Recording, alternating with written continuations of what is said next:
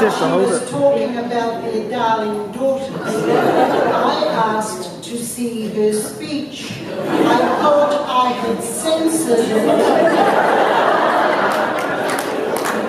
Then she pulled out 2 pages out of her bag just